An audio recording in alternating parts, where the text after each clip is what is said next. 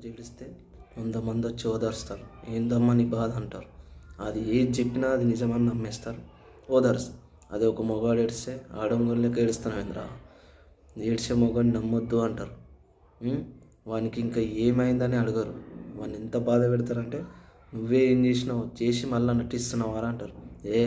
మగవానికి బాధ ఉండదా? వానికి వానికి ఏడుపు రాదా? వాని కళ్ళల్లో నీళ్ళు ఉండయా? ఆడదే బాధలు పడుతుందా? మగవానికి బాధలు పెట్టినోనికి ఓదార్చరా?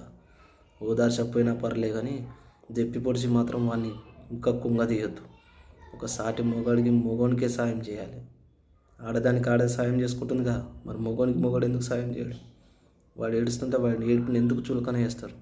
అరే మొగల్లారా, మీకే చెప్పేది, ఏడ్చే వాళ్ళని కూడా ఓదార్చుండ్రా, వాళ్ళ బాధ ఏందో తెలుసుకుంటారా. అప్పుడే తెలుస్తుంది వాని బాధ ఎందుకని కనుక్కోకుండా వాడిని తిప్పి పొడిస్తే వాడు పోయేది అక్కడికే.